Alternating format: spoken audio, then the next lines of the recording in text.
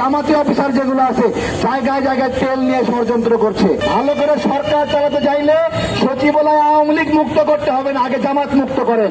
আমরা তো বাপের জন্মে দেখি নাই কোন রাজাকারকে জুতার মালা পরানো হয়েছে, বাপের জন্মে দেখি নাই কোন মুক্তিযোদ্ধাকে লাথি মারা হয়েছে, কিন্তু এই 5 আগস্টের পরে জুলাইয়ের নাম দিয়ে মুক্তিযোদ্ধাকে জুতার মালা পরানো হয়েছে, মুক্তিযোদ্ধাকে লাথি মারা হয়েছে। ভিক্ষার এই রাজনীতি।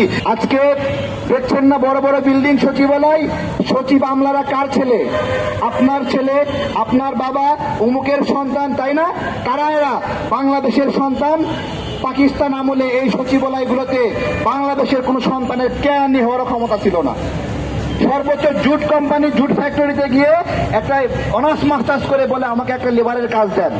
এই ছিল পাকিস্তানে আমলে বাংলাদেশের অবস্থা। যাদের কাছে পাকিস্তান ভালো তারা তো ওই রকম চায়, তারা তো ওই রকম চায়। আজকে তেলের সংকট নিয়ে ছোট্ট একটা কথা বলি। এর মধ্যে বসে আছে জামাতের অফিসাররা, ওই পেট্রো বাংলা তেল কোম্পানিগুলোতে জামাতের অফিসাররা বসে আছে, রেশনিং সঠিকভাবে করছে না।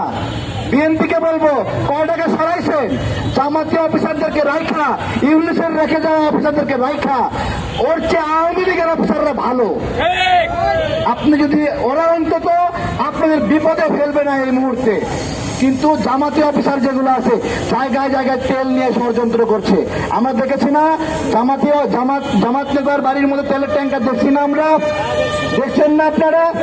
দেখছেন না? তাহলে সরকারকে বলবো, ভালো করে সরকার চালাতে চাইলে সচিবালয় আওয়ামী লীগ মুক্ত করতে হবে না, আগে জামাত মুক্ত করেন, জামাত মুক্ত করেন। জায়গায় জায়গায় দেখছি বিভিন্ন মন্ত্রীর উপদেষ্টার প্রিয় জামাত লোককে নিয়োগ দেওয়া হচ্ছে। পাগলে কামড়াইছে আপনাদেরকে, পাগলে কামড়াইছে। ভালো মানুষ চোখে পড়ে না। রাশেদ প্রধানকে বলছি, এই যে ভাই, আরো জোরে বক্তব্য দাও, জোরে বক্তব্য দাও। তারপর রাস্তার মধ্যে রিক্সাওয়ালারা মাথায় যখন টং করে ঢগা মারবো তখন কিছু করো না, বলো না। আরো জোরে আওয়াজ তোলো, আরো জোরে বেগঞ্জিকে গালি দাও। বেদবের ঘরে বেদব, তোমার বাপ বেঁচে আসলো কি হবে তোমরা জানো না? জানো না?